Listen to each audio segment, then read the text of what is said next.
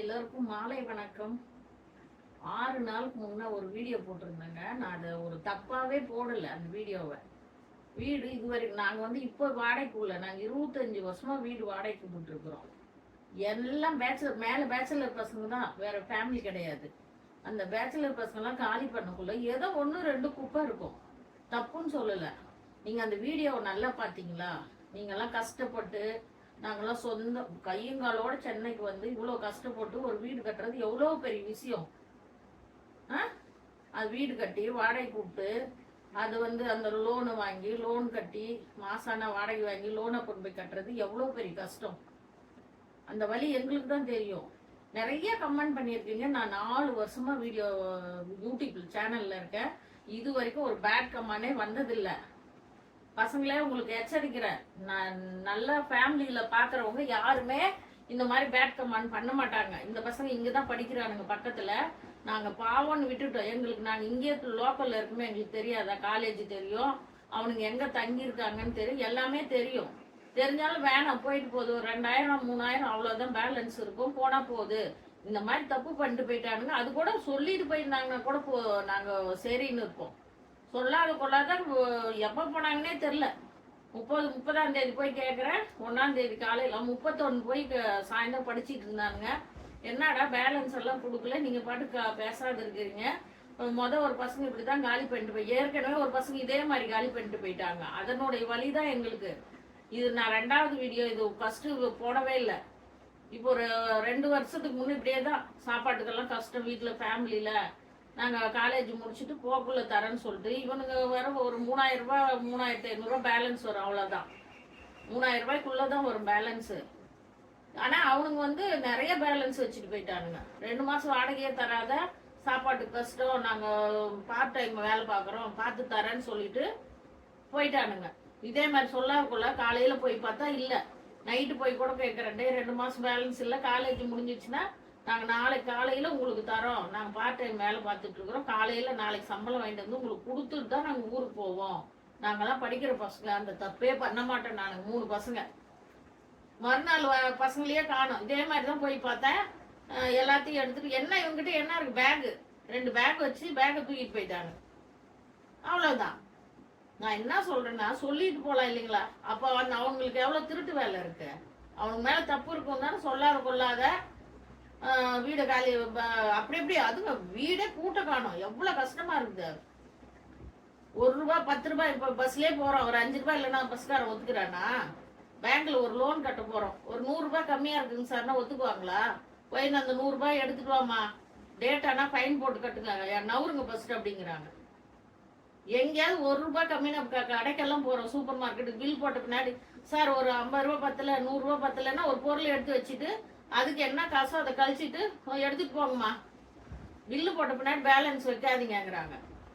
முதைய காசு எவ்வளோ இருக்குன்னு பார்த்துட்டு இல்லை நீங்கள் எல்லா பொருளும் எடுக்கணும்னு ஒரு பொருளை எடுத்து வச்சுக்குவாங்க.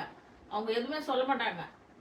எடுத்து வச்சு நான் பார்த்துருக்கேன், நிறையா எடுத்து வச்சுட்டு சரிங்க அடுத்த முறை வந்தக்குள்ள வாங்கிக்கோங்கன்னு சொல்கிறாங்க. அப்படியெல்லாம் காலம் இருக்குது. இவங்க என்ன பேட் கமான் வந்து நல்லபடியாக பார்க்குறவங்க போட மாட்டாங்க. அந்த பையனுடைய ஃப்ரெண்ட்ஸுங்க தான் எல்லாம் போட்டுக்கிட்டு இருக்காங்க. தேவையில்லாம பண்ணாதீங்கடா. இனிமேல் பேட் கமாண்ட் வந்ததுன்னா அது வந்து வேற யாருமே போட மாட்டாங்க. 4 வருஷமா நான் வீடியோ போடுறேன், இன்னைக்கு வரைக்கும் எனக்கு பேட் கமாண்டே வந்ததில்லை. மரியாதை இல்லாதெல்லாம் போட்டுட்டு இருக்கிறீங்க. நான் அப்புறம் காலேஜுக்கே வந்துடுவேன் நானே, ஜாக்கிரதையா இருந்துக்கோங்க. வசதி இல்லாத பசங்க, படிக்கிற பசங்க போனா போகுது, ஏதோ ஒரு ஆசிரமத்துக்கு கொடுத்த மாதிரி நினைச்சுக்கலாம்னு நாங்க பேசாத இருக்கிறோம். நிறைய பேர் இந்த மாதிரி எல்லாமே பேச்சுலர் பசங்க நிறைய இந்த மாதிரி பண்றாங்க. நான் ஏற்கனவே ஒருத்தன் பண்ணிட்டு போயிட்டானுங்க 3 பசங்க. அதுக்காக நான் ஒரு வீடியோ போட்டேன். இது அவ்வளோ பெரிய விஷயமா எடுத்துட்டு என்ன பெரிய தப்பு, உலகத்தில் இல்லாத தப்பா நாங்கள் போட்ட மாதிரி எல்லாம் பேட் கமெண்ட் பண்ணிட்டு இருக்கீங்க. இது வந்து நல்லவங்க யாருமே போட மாட்டாங்க, எல்லாருக்குமே இது தப்புன்னு தெரியும். யாருமே குடும்பத்தில் இருக்கிறவங்க, ஒரு வாடகைக்கு இருக்கிறவங்க, சொந்தமா இருக்கிறவங்க, எந்த பசங்களும் கூட இது போட மாட்டானுங்க. அவனுடைய ஃப்ரெண்டுங்க கிட்ட சொல்லி, இந்த பசங்க தான் இந்த வேலை பார்த்துட்டு இருக்காங்க, அவனுங்களுக்காக தான் இந்த வீடியோ பண்றேன். ஏன்னா அவங்ககிட்ட எல்லாம் என்னோட யூடியூப் இது இருக்கு, லிங்க் அவங்ககிட்ட இருக்குது. அந்த பசங்க என் சேனல் பார்ப்பானுங்க, சப்ஸ்கிரைப் பண்ணியிருக்கானுங்க, பார்ப்பானுங்க. அவனுங்க தான் இவ்வளோ வேலை பார்த்துட்டு இருக்கானுங்க. எச்சரிக்கை பண்ணுறடா, படிக்கிற பசங்க, வசதி இல்லாத பசங்க, ஜாக்கிரதையா வந்தோமா படிச்சோமா போங்க.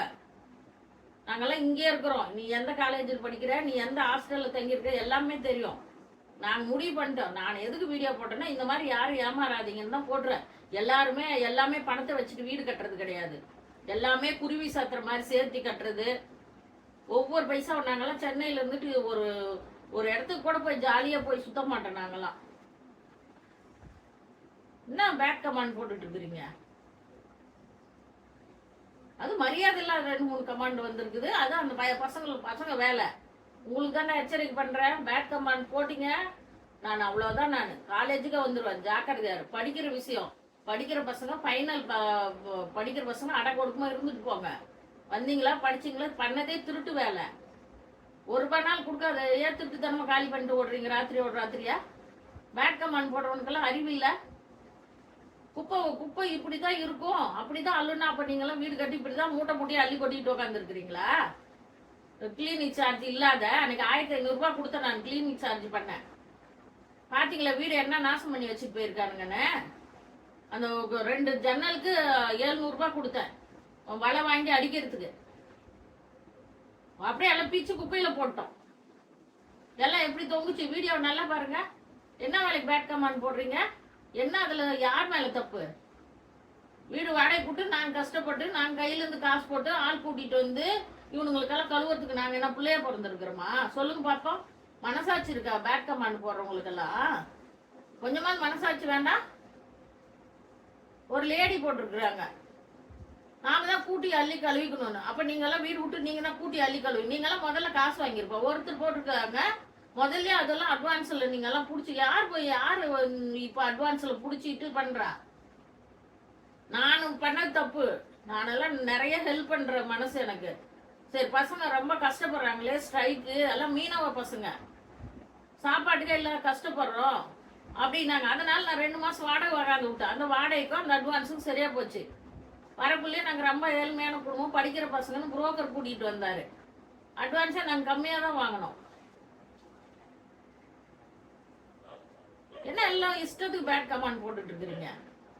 இப்படிதான் சொல்றேனே, வேற யாரும் வெளியாலே கிடையாது. அந்த பையன் காலேஜ்ல ஃப்ரெண்டுங்களை வச்சு போட்டுக்கிட்டு இருக்கான். டே பயம் இருக்கட்டும் மனசுல. படிக்கிற பசங்க பாவம் விட்டு வச்சிருக்கோம். நாங்கள் வந்து இப்போ ஒரு 3000 ரூபாய் 4000 ரூபாய் கூட நாங்கள் ஒரு ஆசிரமத்துக்கு ஹெல்ப் பண்ண மாதிரி நாங்கள் நினச்சிக்கிட்டோம். வீடு அந்த மாதிரி விட்டுட்டு நீங்க வீடு விட்டது கூட பிரச்சனை இல்லை, சொல்லாத கொள்ளாத போனீங்க இல்ல. எதுக்கு அந்த திட்டு வேலை பண்றானுங்க? இவ்வளவு பேட் கமாண்ட் பண்றீங்கல்ல, ஒரு வீடு காலி பண்ணக்குள்ள சொல்லிட்டு தான் போனோம். நாங்க வரக்குள்ள எவ்வளவு நல்லா அழகா நீட்டா வீடு எல்லாம் கழுவி சுத்தம் பண்ணி சாவி கொடுக்குறோம். அந்த டாய்லெட் பாத்ரூம் எல்லாம் பாருங்க, 2 பாட்டில் ஆசிட் பத்தல அதுக்கு. அது கழுவுறதுக்கு 500 ரூபாய். யாருமே கழுவ மாட்டேன்ட்டாங்க. அவ்வளவு அசிங்கத்தை இவனுங்க அசிங்கம். வருஷம் வந்ததுலேருந்து டாய்லெட் பாத்ரூம் கழுவு கிடையாது. எனக்கு உடம்பு சரியில்லை, நான் ஸ்டெப் ஏறக்கூடாதுன்னு சொல்லிட்டாங்க டாக்டர். அதனால நான் ஸ்டெப் ஏறாது 1 வருஷம் கவனிக்காத விட்டுட்டேன். கமாண்ட் போடுறவங்களாம் அந்த வீடியோவை நல்லா பாருங்க. நீங்களாம் வீடு கட்டி இந்த மாதிரி கிளீனிக் சார்ஜ் எல்லாமே கரண்ட் பில் கொடுக்கல, கிளீனிக் சார்ஜ் கொடுக்கல, ட்ரைனேஜ் சார்ஜ் கொடுக்கல. 2 மாசம் வாடகைக்கு அவனுக்கு அட்வான்ஸ் சரியா போச்சு. நான் தான் சொல்றேன்ல, ஒரு 10 ரூபாய் கம்மியா பஸ்ல ஏறுங்க, இறக்கி விட்டுருவோம் அடுத்த ஸ்டாப்ல. யார் உங்களுக்கு ஒத்துப்பா? 10 ரூபாய்னாலும் நாங்க கஷ்டப்படுற காசு தானே. எவ்வளவு கஷ்டப்பட்டு நாங்க ஒவ்வொரு இதுவும் கட்டி வச்சிருக்கோம். அந்த வலையை அப்படியே பாருங்க, எப்படி பிச்சு எப்படி எல்லாம் பண்ணி வச்சிருக்கானுங்க. எப்படி ஆணி அடிச்சு ஃபுல்லா ஆணி எல்லாம் பிச்சு வச்சிருக்கானுங்க. அதெல்லாம் கூட நான் எதுவுமே போடல. அந்த குப்பைகளை பார்த்தீங்களா? அந்த சிங்குக்கு அடியில ஃபுல்லா எல்லாம் நீங்க எல்லாம் போற இடம்லாம் இப்படிதான் பேச்சுலர் பசங்க போடுறவனுங்கெல்லாம் இப்படிதான் புமிச்சு வச்சுட்டு வரீங்களாடா? கமாண்ட் போடுறவனுங்கெல்லாம் இப்படிதான் வீடு வீடா போய் புமிச்சு வைப்பீங்களா? வருவாங்க ஓனர் வீடு, 1 வாரம் பார்ப்பாங்க, 2வது வாரம் அப்படி இருந்தா நீ காலி பண்ணிடுவாங்க. என்ன பேட் கமாண்ட் போட்டுட்டு இருக்கிறீங்க? மனசாட்சியில் உங்களுக்கெல்லாம்? நாங்க கஷ்டப்பட்டதுனால எங்களுக்கு தெரியும் அந்த கஷ்டம். அதனாலதான் இனிமேல் யார் வீடு கூப்பிட்டாலும் போய் பாருங்க. இந்த மாதிரி ஏமாறாதீங்க. சொல்லாத கொள்ளாத திருட்டுத்தனமா ஏன் போறானுங்க? எதுக்கு போறானுங்க? எதுக்குடா போனீங்க திருட்டுத்தனமா? பசங்கிட்ட சொல்லி பேட் கமாண்ட் போட தெரியுது உங்களுக்கு, திருட்டுத்தனமா எதுக்கு போறீங்க? வரக்குள்ள திருட்டுத்தனமா வந்தீங்க, கமாண்ட் பண்ணிட்டு இருக்கிறீங்க. எங்களுக்கு மன உளைச்சல் ஆகுது.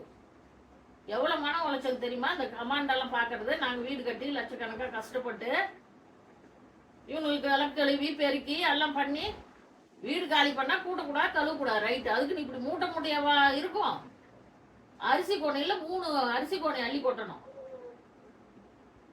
நீங்கெல்லாம் வீடு வாடகை விட்டா இது மாதிரி தான் பண்ணீங்களா? ஒரு லேடி போட்டிருக்கிறாங்க. நீங்க போற இடத்துல இப்படிதான் விட்டுட்டு வரீங்களா? இல்ல நீங்க வாடகை விட்டா இப்படி விட்டுருவீங்களா? டாய்லெட் பாத்ரூம்லாம் இந்த மாதிரி இப்படி விட்டுட்டு போவீங்களா? போறது கூட ரைட்டு, அதுக்கு சார்ஜர் பண்ணிட்டு போகணும்ல. நான் என்ன சொல்றேன், அட்வான்ஸ் இருக்குதா? நம்ம 2 மாசம் வாடகை தரல, கரண்ட் பில் தரல, தண்ணிக்கு தரல, கிளினிக் சார்ஜ் தரல, வீடு காலி பண்ணா அதுக்கு சொல்லியே தான் சாவி கொடுத்தோம். வீடு காலி பண்ணக்குள்ள நாங்க கொடுத்த மாதிரி கொடுக்கலன்னா கிளினிக் சார்ஜ் 1000 ரூபாய் போட்டுருவோம். ட்ரைனேஜ் எவ்வளோ, எத்தனை வருஷம் இருக்கிறீங்களோ அத்தனை வருஷத்துக்கு ட்ரைனேஜ் போடுவோம். ஒரு ட்ரிப்பு ட்ரைனேஜ் அடிச்சா 2000 ரூபாய். நான் அந்த பசங்கிட்ட 2 தடவை எடுத்து 2 தடவையும் வாங்கவே இல்லை. சரி இருந்துட்டு போறானுங்க பாவம், எல்லாம் ரொம்ப மீனவர்கள் பசங்க படிக்க வந்திருக்கானுங்க, படிக்கட்டும். நாங்க அந்த மனசாட்சியோட போட்டா நீங்க என்ன பேட் கமாண்ட் போட்டுட்டு இருக்கிறீங்க? 2 மாசம் யாராவது விடுவாங்களா வாடகை? பேட் கமாண்ட் போடுறவங்க நீங்க எல்லாம் விட்டுருவீங்களா? இந்த மாதிரி நீங்க கையில இருந்து காசு கொடுத்து ஆள் கூட்டிட்டு வந்து அந்த டாய்லெட் ஆசிட் 500 ரூபாய், கழுவுறதுக்கு 500 ரூபாய், வீடு கிளீன் பண்ண 1500 ரூபாய், ஒயிட் வாஷ் பண்ண 10,000 ரூபாய் ஆச்சு. இதெல்லாம் யார் கொடுக்கறதுங்க? ஒயிட் வாஷ் கூட விடுங்க, அவனுங்க அந்த 15,000 வாடகைக்கே 14,000 போயிடுச்சு. 1000 ரூபாய் இருக்குது. இதே கணக்கு போட்டு பாருங்க. ஒயிட் வாஷ் பண்ணி 1 வருஷம் 2 வருஷம் இருந்தா அதுக்கு தகுந்த காசு வாங்கிட்டு தான் விடுவாங்க. 10,000 5,000 20,000 செலவு பண்ணிட்டு வந்தோம், 1 வருஷம் 2 வருஷம் இருந்துட்டு காலி பண்ணிட்டு பண்ண விடுவாங்களா? சும்மா போயிட முடியுமா? சொல்லுங்க. நீங்க எல்லாம் இருக்கிறவங்க எல்லாம் சொந்த வீட்டுல இருக்கிறவங்க எல்லாம் நினைச்சு பாருங்க. வாடகை வீட்டுல இருக்கிறவங்க நினைச்சு பாருங்க. நீங்க போற வீடெல்லாம் இப்படிதான் வாடகை இருந்துட்டு இப்படி மூட்டை மூட்டையா குப்பையை விட்டுட்டு வருவாங்களா? என்னதான் பேச்சலர் பசங்களா இருக்கட்டும், அவங்க வீட்டுல எல்லாம் அப்படிதான் மூட்டை மூட்டையா குமிச்சு வச்சிருப்பானா? இன்னும் கொஞ்சம் கூட மனசாட்சி இல்லாத பேட் கமாண்ட் போட்டுட்டு இருக்கிறீங்க. யாருமே போட மாட்டாங்க. 4 வருஷம் ஆகுது, இன்னைக்கு வரைக்கும் ஒரு சின்ன பேட் கமாண்ட் கூட எனக்கு வந்ததில்லை. என் சேனல் எல்லாம் போய் பாருங்க. 4 வருஷத்துல ஒரு சின்ன பேட் கமாண்ட் கூட வந்ததில்லை. அந்த பையனும் அந்த பசங்க தான் சேர்ந்து ஃப்ரெண்டுங்கிட்ட கொடுத்து போடுறாங்க. அவனுக்கு கட்டாயம் என் வீடியோ பார்ப்பானுங்க. ஜாக்கிரதையா இருந்துக்கோங்கடா. நீங்க திருட்டு தானமா போனது இல்லாத பேட் கமாண்ட் பசங்கிட்ட கொடுத்து போட்டுட்டு இருக்கிறீங்களா? இங்கே இருக்கிறோம், எங்களுக்கு நாங்க சென்னையிலே இருக்கோம், எங்களுக்கு தெரியாதா? சென்னையில் இருக்கிறவங்களுக்கு என்ன தெரியாது இருக்கும்? எல்லா இடமும் தெரியும், எல்லாமே தெரியும். உங்க ஐடி ப்ரூஃப் என்கிட்ட இருக்கு, தெரியுமா உங்களுக்கு? நான் பண்ணணும்னா தான் உடனே பண்ண மாட்டேன் நானு. நீங்க ஊருக்கு போனாலும் 1 மாசம் இப்ப காலேஜ் திறந்து வரணும் இல்லை படிக்கிறதுக்கு? ஃபைனல் காலேஜ் இல்ல, பத்திரமா படிச்சுட்டு பத்திரமா வீடு போய் சேருங்க. இப்ப கூட நான் உங்களுக்கு எதையும் சொல்ல, நீங்க சொல்லிட்டு போயிட்டு இருந்தீங்கன்னா நாங்க மனசார மன்னிச்சு விட்டுருப்போம். அதான் இப்ப கூட சொல்றேன், ஒரு ஆசிரமத்துக்கு கொடுத்துருக்க மாதிரி நாங்க நினைச்சிட்டோம். எனக்கு மனசு கஷ்டமாயிடுச்சு. உடம்பு சரியில்லாதவ நான் மேலே ஏறி படி ஏறக்கூடாது, போய் மேலே ஏறி ஆள் வச்சு அவ்வளவும் அள்ளி கிளீன் பண்ண நானும் கொஞ்சம் ஹெல்ப் பண்ண கூட போய். ஒரு லேடி அவ்வளோ குப்பையை அவ்வளோ எல்லாம் பண்ண முடியுமா?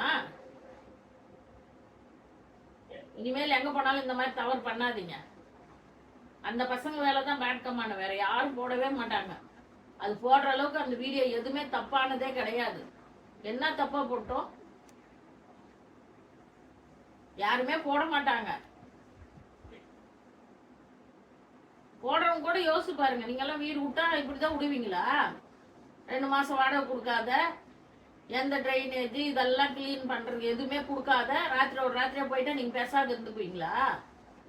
பசங்க இங்கே தான் இருக்கிறாங்க, லோக்கல்ல தான் இருக்கானுங்க. நீங்க லோக்கல்ல இருக்கு தெரிஞ்சு விடுவீங்களா? நாங்க விட்டுட்டோம். ஏன்னா அது வசதி இல்லாத பசங்க, படிக்கிற பசங்க போயிட்டு போறானுங்க. நான் வீடியோ போட்டது மற்றவங்க இந்த மாதிரி ஏமாறாதீங்க. மாசம் மாசம் வாடகை வாங்கியிருந்தா அட்வான்ஸ்ல போக்குள்ள என்னென்ன சார்ஜோ நம்ம சொல்லி தான் சாவி கொடுக்குறோம். சார்ஜை பிடிச்சிட்டு மீதி அட்வான்ஸ் கொடுப்பாங்க. அதுக்காக நான் போட்டேன். இது ரொம்ப பெரிய விஷயமா போட்டுட்டு இருக்கிறீங்க. டெய்லி ஒரு கமாண்ட் வருது. அதான் அந்த பசங்க தான் அவங்களுக்கு ஃப்ரெண்டுங்கிட்ட கொடுத்து போட சொல்றானுங்க. வீடியோ பார்க்குறவங்க யாருமே இது போட மாட்டாங்க. எங்களுக்கு அப்படியே மனசு கஷ்டமா இருக்கு. டெய்லி ஒவ்வொரு இது போடுற மெசேஜ் பார்க்கல.